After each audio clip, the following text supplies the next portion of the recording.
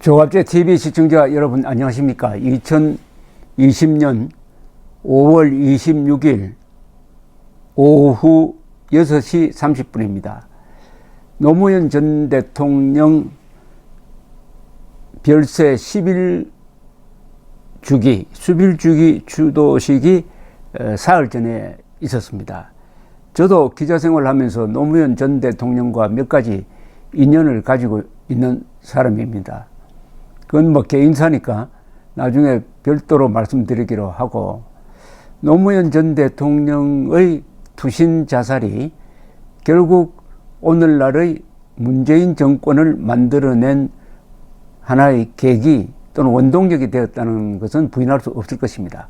노무현 전 대통령이 수사를 받고 투신 자살을 했다는 것이 노무현 지지 세력에 어떤 응어리, 분노 또는 복수심을 주었고, 노무현 씨의 최후에 대한 동정심이 또한 하나의 동력이 되어서 오늘날 문재인 세력이라는 상당히 강력한 정치 세력을 만들어내고 정권을 만들어냈습니다. 우리 현대사에서 한 사람의 죽음이 역사를 바꾸는 경우가 몇 번 있는데 그 중에 하나로 꼽힐 것이라고 생각을 합니다. 노무현 전 대통령의 인연에 대해서 아주 잘 쓴 글 하나를 제가 소개를 해드리려고 합니다.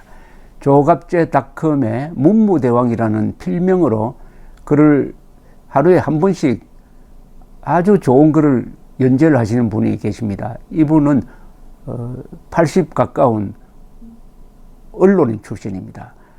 언론사 사장도 그리고 지금도 취재를 해서 글을 쓰시는, 어떻게 보면 참 영원한 기자인데, 이분이 부산에서 언론 생활을 하다가 보니까 노무현 전 대통령과 몇 가지 인연이 있었다고 합니다. 그래서 조갑제닷컴에 노무현과 점심 한 끼 하면서 나눈 대화라는 좀 따뜻한 글을 썼습니다.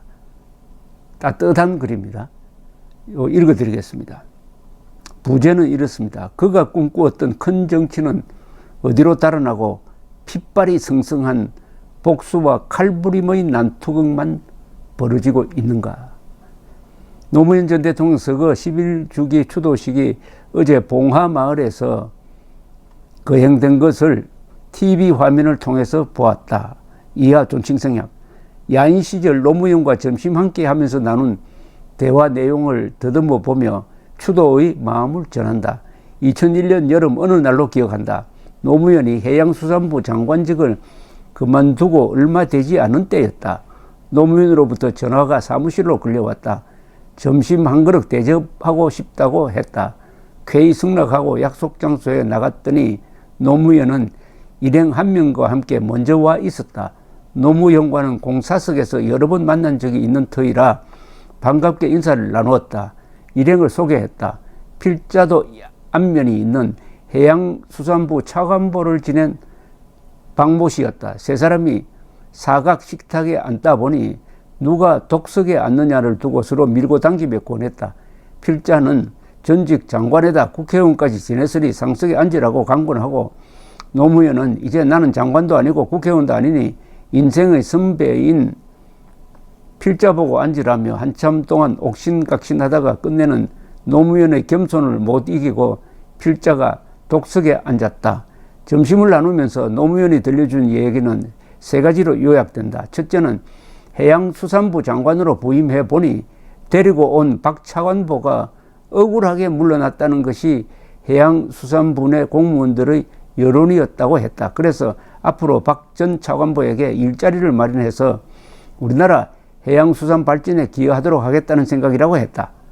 박 전 차관보는 한일어업협정 재개정을 위해 일본 측과 협상해서 열심히 노력했으나 한일 두 나라 어선들의 어로구역 조정 문제를 두고 일부 어민들의 반발에 책임을 지고 물러났다. 당시 정권은 그 책임을 물어 박 전 차관보의 약점을 문제 삼아 구속시킨 것이다. 그러나 노무현이 장관으로 부임해보니 해수부 내 직원들이 하나같이 박 차관보가 억울한 희생양이 되었고, 박 차관보가 석방 뒤 미국에 공부하러 갈 때 모금을 통해서 여비까지 마련해 주었다는 소리를 들었다. 노무현이 박 차관보를 구제하기로 마음을 먹고 한국수산회 회장에 청구하겠다고 했다. 다음 이야기는 노무현의 부산상고 동기생 이모 기자가 지역 MBC 이사로 발탁된 데 대한 감사의 인사였다. 알려진 대로 노무현은 부산상고 출신으로 사법시험에 합격하여 판사 생활을 하다가 그만두고 변호사가 되었다. 그렇다 보니 언론계 항맥이 열세였다. 고교 동기생이 공영방송사 임원으로 발탁된 것은 앞으로 큰 뜻을 품고 있던 노무현에겐 큰 힘이 됐을 것이다. 세 번째 이야기는 큰 정치를 하겠다는 것이었다. 노무현은 알려진 대로 흑수저 출신으로 지역주의 타파를 부르짖고 국회의원과 부산시장 등에 출마했으나 실패를 거듭해오던 터에 50 청문회를 통해 스타가 된 정치인이다. 앞으로 큰 정치를 통해 정치 판도를 바꾸어 보는 것이 노무현의 꿈이고 희망이라고 했다. 노무현은 비록 야인으로 돌아왔지만 대한민국의 정치 판도를 뒤흔들어 놓을 큰 포부와 계획을 열변으로 들려주었다. 노무현은 정몽준과의 후보 단일화를 앞두고 지역방송 토론에 참석차 왔다가 필자의 사무실에 들려 차 한잔을 나누고 돌아가 대통령이 되었다. 청와대 만찬과 거가대교 준공식 때와 퇴임 후 시그너스 CC, 봉하마을 사저 등에서 만나기도 했지만 이제는 만날 수 없는 고인이 되고 말았다. 이 같은 인간 세상의 별일을 두고 선인들은 사람은 가고 정만 남은 인거여정이라 했던가. 노무현이 꿈꿨던 큰 정치는 어디로 사라지고 옹졸하고 편협한 소인배들이 핏발이 성성한 복수와 칼부림의 난투극만 벌이고 있는 것이 오늘의 정치 형국이다. 필자가 지난해 현충일에 기록으로 남긴 봉하마을 풍경을 제록한다. 이것은 지난해 문무대왕께서 쓰셨던 봉하마을 풍경, 밟힘과 밟는 것에 대하여라는 글입니다. 이 글 또한 아주 훌륭한 글입니다. 한번 읽어드리겠습니다.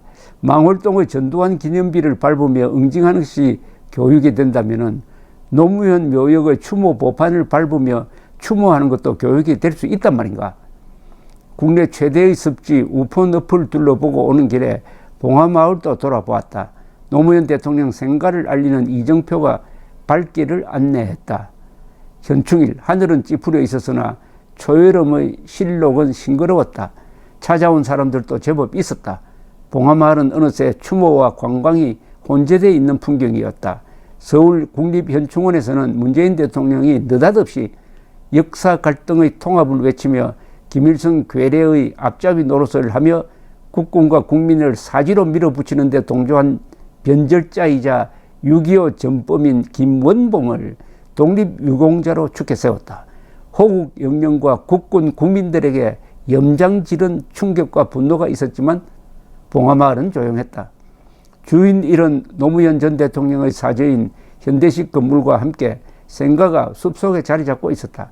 생가는 슬레이트 지붕이 이형으로 바뀌어 덮인 본가와 아래채가 있었고, 본가는 11평의 방 2개와 부엌, 아래채는 4.5평 부속 가옥이었다. 진흙벽돌과 나무로 지어진 초가로 단아하게 보온되어 있었다. 노무현 대통령이 8살까지 살았던 집이다. 노무현 전 대통령의 묘역도 성역의 단촐한 모습으로 꾸며지고 다듬어져 잘 관리되고 있었다. 묘비명이 눈길을 끌었다. 민주주의 최후의 보루는 깨어있는 시민의 조직된 힘입니다. 생시 노무현 전 대통령의 어록이다. 재단에는 참배객이 헌화한 국화 몇 송이가 놓여 있었다. 그러나 마을 뒷산 부엉이 바위는 2009년 5월 23일 새벽 그날의 극단적 선택이란 충격에 대해 침묵하고 있었다. 방문객들도 말이 없었다. 세월이 흘러 추모의 글과 마음만 전해지는 인거 여정 그대로였다. 사람은 가고 정만 남은 인간사의 덧없음이 마음을 우울하게 했다. 발걸음을 더욱 무겁게 한 것은 묘역에 깔아놓은 추모 보판이었다. 땅바닥에 깔아놓은 수많은 보판에는 노무현 대통령님 사랑합니다, 존경합니다, 잊지 않겠습니다 등 고인에 대한 칭송과 추도의 마음이 실명의 글로 새겨져 있었다.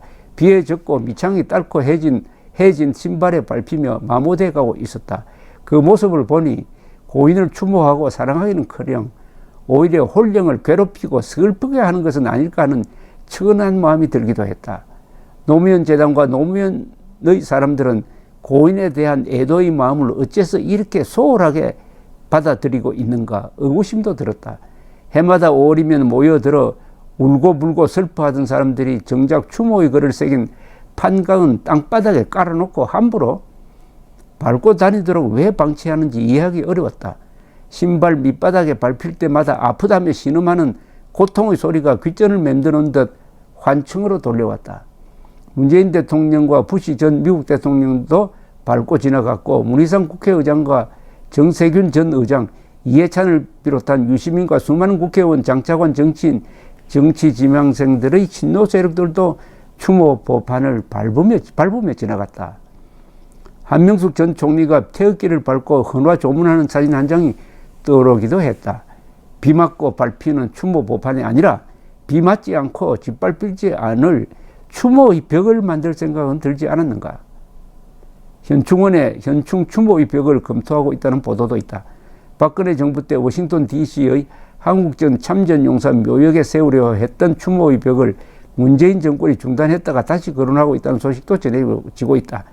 특히 광주 망월동 묘역 입구에 묻혀있는 전두환 전 대통령 기념비에 대해 역사적 가치가 있으니 보존해야 한다는 주장과 밟으며 응징하는 것도 교육이라는 6월 7일자 한겨레 신문의 보도는 밟고 지나가는 의미에 대해 다양한 생각을 하게 했다. 밟으며 응징하는 것이 교육이 된다면 밟으며 추모하는 것도 교육이 될 수 있단 말인가? 노무현 재단 이사장을 지낸 이해찬과 현 이사장 유시민의 생각은 어떤가? 해마다 찾아오는 5월 23일 노무현 전 대통령의 희일을 맞아 검은색 조복과 검은 넥타이 차림의 사람들이 발걸음도 당당하게 얼굴을 내밀며 노무현 추모의 보판을 밟고 지나다닌 사람들도 밟으며 추모하는 것도 교육이 된다는 생각에 동의하는가? 밟히는 것은 아프다. 짓밟는 것은 더욱 아프다.